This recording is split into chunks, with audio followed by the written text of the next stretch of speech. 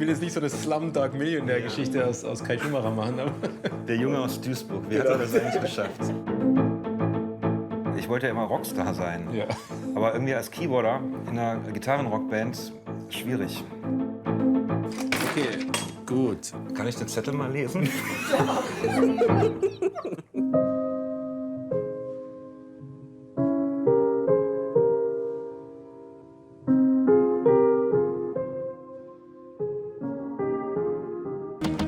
In this tiny house near Bonn, some Rhineland recipes are going to be tried out, cliches about pianists scuppered, and a piano will be doctored with plasticine. The host is Stephen Walter, artistic director of the Beethoven Fest Bonn.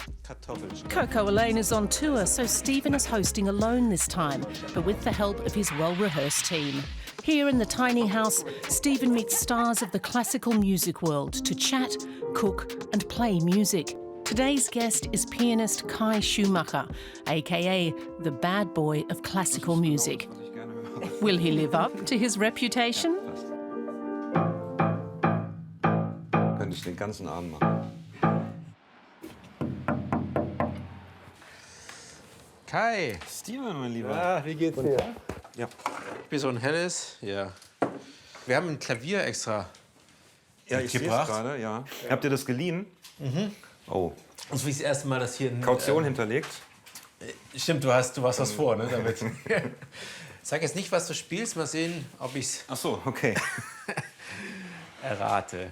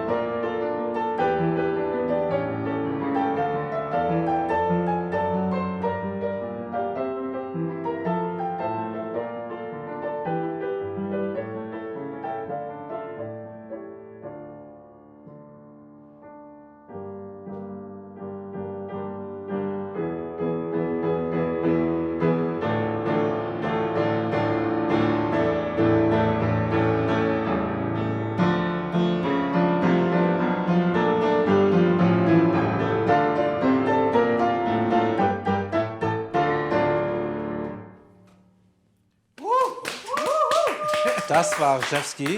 The People United Will Never Be Defeated. Genau. Das kannte ich. Wow. Fantastisch. Das ist für mich einfach ein Stück, was emotional und aber auch intellektuell und auch strukturell so wahnsinnig bewegend ist und auch so toll geschrieben ist. Ja, ich könnte eigentlich den ganzen Abend über das Stück reden, wenn du Zeit hast. Ja, fangen wir doch an.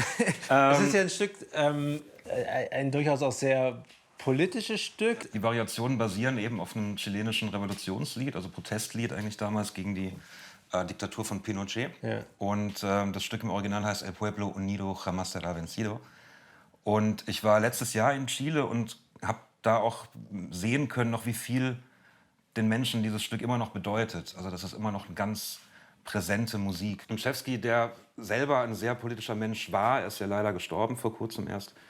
Und hat sich ja auch immer so ein bisschen gegen diese Dogmen der neuen Musik gewandt und hat ja auch bewusst eben auch tonal komponiert und eben so ein ganz klar harmonisches Stück wie... Ja,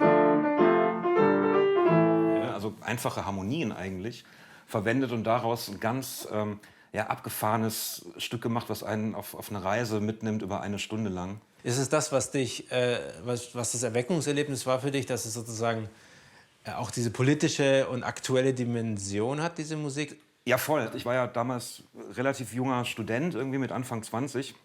War aber Anfang 20 ist ja jeder links erstmal. Ja, das stimmt. Außer Christian Lindner, der Genau, weiß wahrscheinlich auch wer weiß. noch nicht. Ich kam aus einer musikalischen Sozialisation, die mit Klassik wenig zu tun hatte. Ja, auf jeden Fall war ich halt irgendwie geprägt durch politische Musik im Sinne von Punkrock. Also das war für mich, als ich so 13, 14 war, halt so ein Erweckungserlebnis. Irgendwie deutsche Texte wie Slime und Toxoplasma. Und dachte, wow, was hat das für eine Wucht, wenn ich auf einmal so eine politische Botschaft höre. Mhm. Und das hat mich dann schon auch musikalisch und auch politisch geprägt, so diese Zeit sehr stark.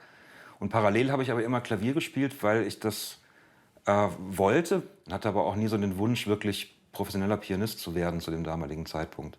Und es waren immer so zwei Welten, die ich parallel lange habe laufen lassen, bis ich dann eben wirklich gemerkt habe, okay, es gibt eine Kombination aus diesem. Es gibt quasi popkulturelle Referenzen innerhalb der neuen Musik. Es gibt eine politische Haltung in der neuen Musik. Findest du, dass Rzewski da einzigartig ist im Repertoire der klassischen Musik? Weil es gab ja auch andere Komponisten und Komponistinnen natürlich auch, die politisch durch ihre Musik politisch agiert haben. Denken wir an Schostakowitsch oder sogar auch Beethoven, wenn man so will. Also es ist natürlich für mich als Mensch, der in heutigen Zeiten lebt, immer leichter, Dinge politisch zu begreifen, die ich selber auch wahrnehme. Und das habe ich im Fall von Rzewski eben getan. Kann nicht mehr begreifen, wie Schostakowitsch gegen Stalin in seinen Symphonien rebelliert hat. Weil Geschweige denn Beethoven gegen Napoleon. Ja. Genau, und das ist eine Zeit, die lange vorbei ist und die, über die ich einfach nichts sagen kann. Deswegen ist für mich Rzewski schon ein Alleinstellungsmerkmal. Diese Verständlichkeit, die fehlt eben bei vielen Komponisten. Und wenn ich mich immer nur in meinem eigenen kleinen Elfenbeinturm um mich selber rumkreise, dann erreiche ich natürlich keinen. Und Rzewski hat es irgendwie geschafft, da auszubrechen. Capitalism. A system that should have died.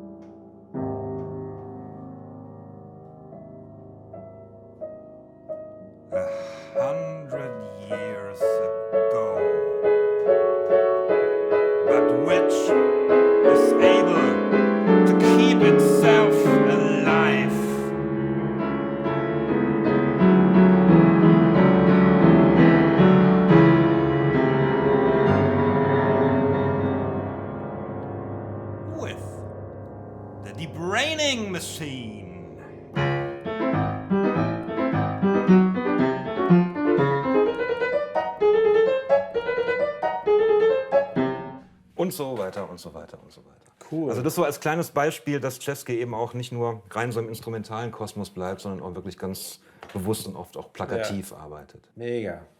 Du hast ein Gericht mitgebracht. Was produzieren wir heute Abend? Wir machen was ziemlich Idiotensicheres, weil viel mehr Ich schaffe weiß nicht, leider wie idiotisch ich bin. Ja, ich kenne das als Endivien untereinander. Hier im Rheinland sagt man, glaube ich, noch irgendwas anderes. Aber da, wo ich wohne, sagt man einfach Wo Endivien wohnst du denn? untereinander. Ich lebe seit mittlerweile sogar schon ein bisschen mehr als 20 Jahre in Duisburg. Ruhrpott. Ja. Letztendlich ist Endivien untereinander einfach ein ziemlich matschiger Kartoffelsalat. Leicht angewärmt mit so einer zarten Vinaigrette und Zwiebeln und wer mag noch ein bisschen Speck dabei. Und sag mal, so wie ich es verstanden habe, ist es dir ja nicht zwingend zugeflogen, dass du jetzt unbedingt im weitesten Sinne ein klassischer Pianist sein wirst. Und hast deine Ausbildung mit Auszeichnung bestanden und all das.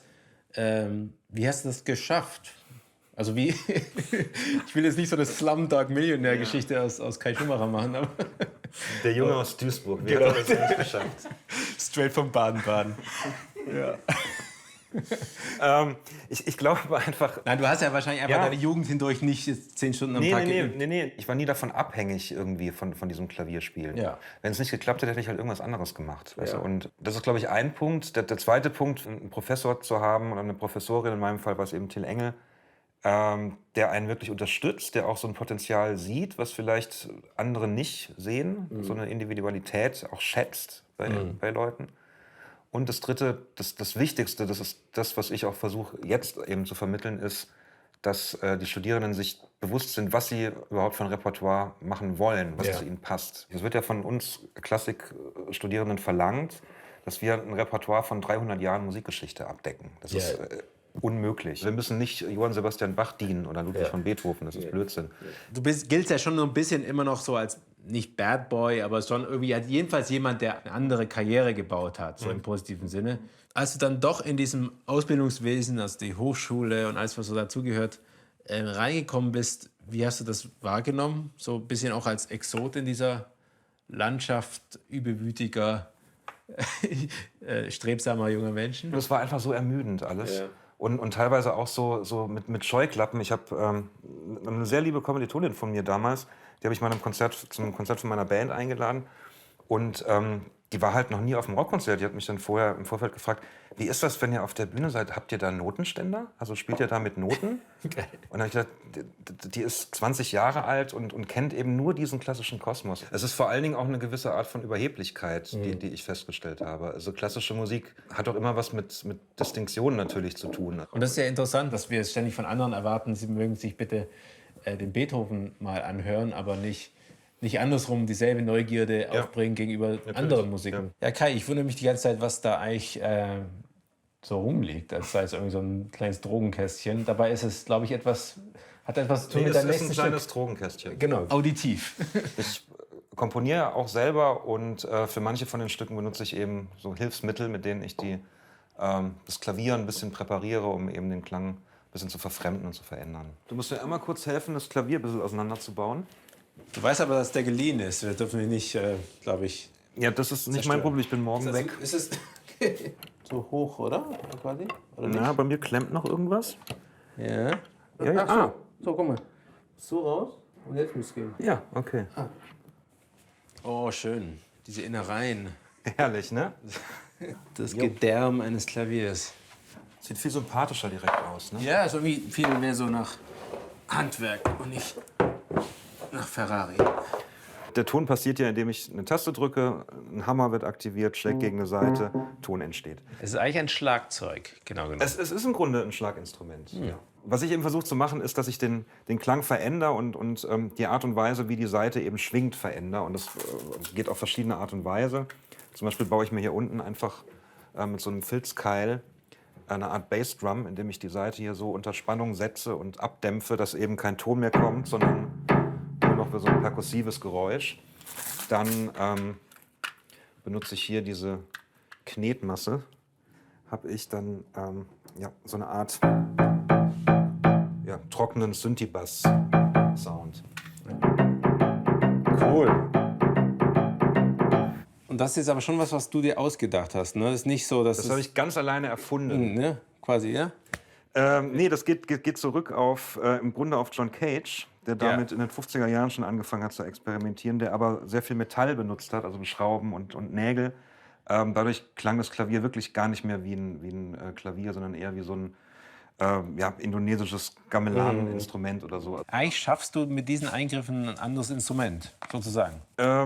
Ist eigentlich cool, irgendwie. Ja, im Grunde schon. Das Klavier ist eben nicht nur ein tolles Melodie- und Harmonieinstrument und kann ganz toll eben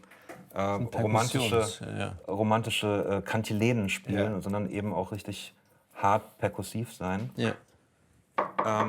Genau, und jetzt würde ich einfach mal ein Stück von mir spielen, was mit diesen Präparationen funktioniert. So, das Stück heißt Eskalator.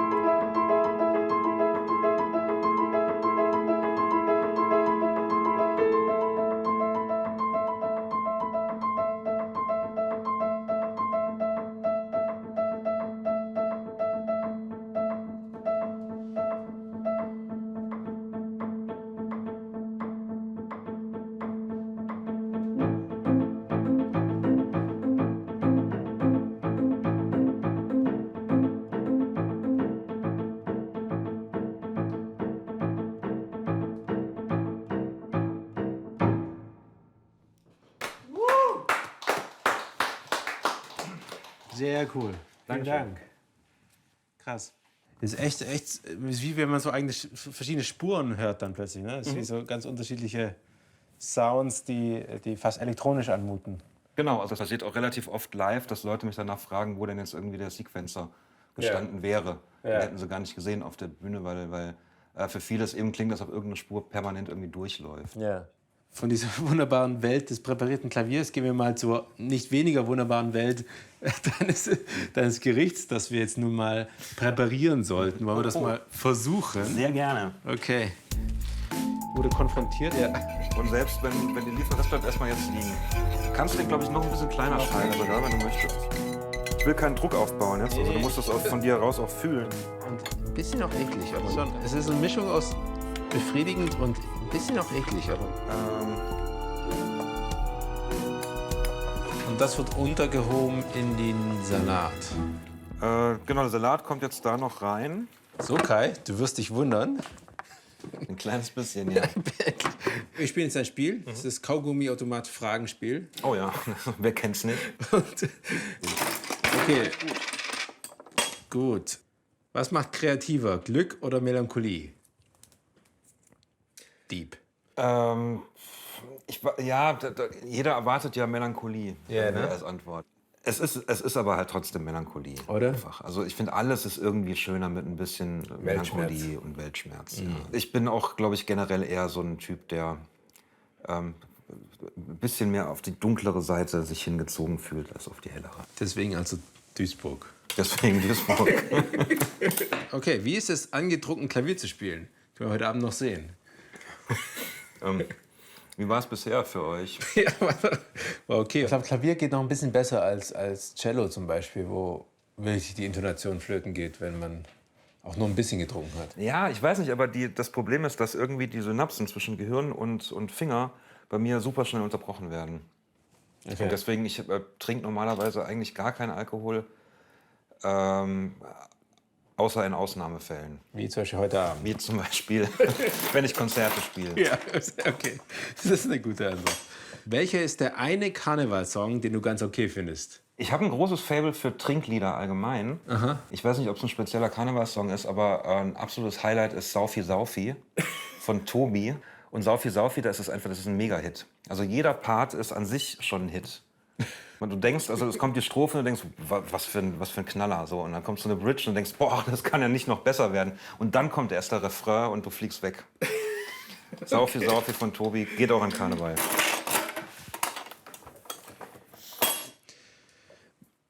Was oder warum hast du die folgende gemeinsame Musik ausgewählt, die wir zu spielen haben? Kann ich den Zettel mal lesen? Kai, kündige den Song an, den du gemeinsam mit Steven spielen wirst. Sie hören nun eine Performance, eine quasi Welturaufführung des Duos Schumacher-Walter. Oh Gott. Das ist ein Stück von Franz Schubert. Ja. Das heißt Der Wegweiser. Das ist ein Arrangement, was ich gemacht habe für ein gemeinsames Projekt mit Giesbert zu Knüpphausen. Der singt, also nicht Cello spielt. Und du musst ihn quasi jetzt mit deinem wunderschönen, warmen Klang ersetzen. Das ist übrigens, ich finde es eine fantastische Folge von Saufi Saufi zu Franz Schubert, Der Wegweiser. Alles, was ich irgendwie über Schubert gelesen habe, war der auch immer ganz gut dabei, was Saufi Saufi betrifft. Ja, stimmt.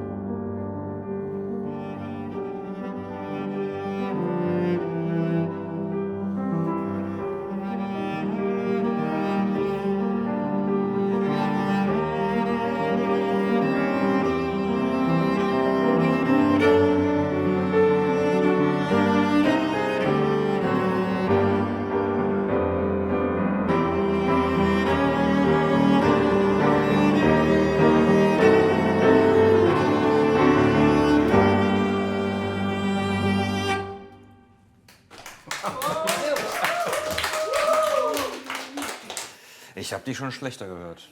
Sehr gut. Er muss aber nur 3, 4 Jahre nicht spielen, und dann läuft's wieder. Schönes Arrangement. Dankeschön. Oder? Vor allem mit Giesbert. Giesbert hat so eine ikonische Stimme irgendwie. Und kleiner Werbeblock, wir werden es beim Beethoven-Fest haben. Wir haben sogar ein kleines Video von dem Projekt. Da schauen wir mal kurz rein. Eine Straße muss ich gehen, eine Straße muss ich gehen, die noch keiner ging zurück. Das ist ja eigentlich wie so ein Popsong dann, wenn man so will. Aber vielleicht ist es ja genau das, was Schubert-Lieder schon immer waren. Natürlich sind die harmonisch sehr komplex oft und auch für die damalige Zeit sehr gewagt. Also was da teilweise für Harmonien aufeinander clashen, war unerhört zur damaligen Zeit eigentlich. Auf der anderen Seite waren aber die Melodien einfach so einprägsam. Aber wenn man Pop einfach als populäre Musik übersetzt oder betrachtet, dann würde ich schon sagen, dass es Popmusik im weiteren Sinne ist. Die Lieder von Schubert ist ja eigentlich wie so Proto-Singer-Songwriter, wenn man so will. Also dieses, ich weiß gar nicht, ob er gesungen hat, aber diese Idee, so dass... Ich weiß auch nicht, ob er ein guter Sänger war oder nicht. Aber auch das ist ja eine Frage, was ein guter Sänger ist eigentlich. Also, Ein guter Sänger ist ein Sänger, der vermitteln kann, der glaubwürdig vermitteln kann, was die Inhalte seiner Lieder sind.